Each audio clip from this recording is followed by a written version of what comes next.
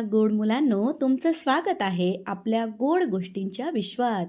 आज आपण ऐकणार आहोत एक खूपच सुंदर, मजेशीर आणि शिकवण देणारी गोष्ट. ही गोष्ट आहे दोन वेगवेगळ्या स्वभावाच्या मित्रांची. चला तर मग तयार आहात सर्वजण? एक आहे चपळ, गोड चिमणी आणि दुसरं आहे शांत, हळू चालणारं पण खूप हुशार असं कासव. चला तर मग गोष्ट सुरू करूया. चिमणी आणि कासवाची गोष्ट. खूप वर्षापूर्वी एका हिरव्यागार जंगलात नदीच्या काठावर एक मोठं झाड होतं. त्या झाडावर चिमणीचं गोड घरटं होतं आणि त्या झाडाखाली कासव आपलं आयुष्य शांतपणे जगत होतं. चिमणी सकाळी सकाळी उठून गाणी गायची. ती उडत उडत सगळं जंगल फिरायची. कासव मात्र हळू चालत नदीत आंघोळ करत आणि झाडाखाली विसावत असे. एके दिवशी चिमणी हसत म्हणाली, "अरे कासवा, तू इतका हळू का चालतोस? मी तर एका क्षणात या जंगलाच्या टोकापर्यंत जाऊन येऊ शकते."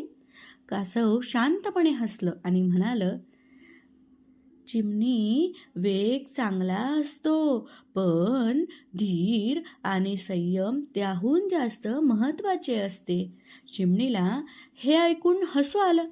तिने कासवाला पुन्हा पुन्हा चिडवायला सुरुवात केली. दिवस जात होते. एके दिवशी अचानक आभाळात काळे ढग जमले. जोराचा वारा सुटला आणि मुसळधार पाऊस पडू लागला.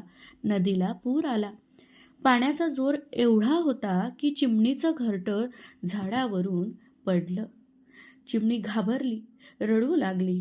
ती उडायचा प्रयत्न करत होती, पण वारा आणि पावसामुळे तिला ते जमलं नाही.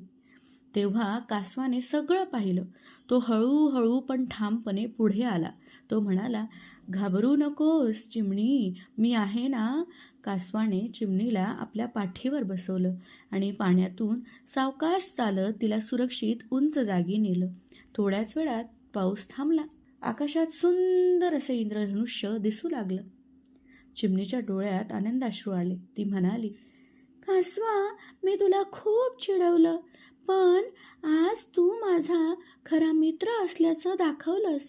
मला माफ कर कासवा." कासव हसून म्हणालं, "खरा मित्र वेगवान नसतो, तर तो गरजेच्या वेळी साथ देतो."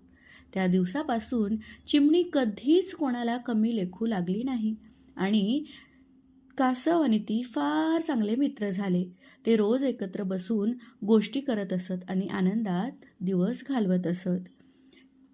यामधून आपल्याला काय शिकायला मिळालं मित्रांनो? कोणालाही कमी लेखू नये. वेगापेक्षा संयम आणि धैर्य महत्त्वाचं असतं. खरा मित्र हा संकटात साथ देतो. अशाच गोड आणि मजेशीर आणि शिकवण देणाऱ्या गोष्टींसाठी पुन्हा भेटूया. तोपर्यंत हसत राहा, शिकत राहा आणि शिकवत राहा. धन्यवाद. असे चांगल्या गोष्टी आणि गाणी ऐकण्यासाठी आपल्या चॅनलला लाईक करा, शेअर करा, सबस्क्राईब करा आणि कमेंट करायला विसरू नका. धन्यवाद.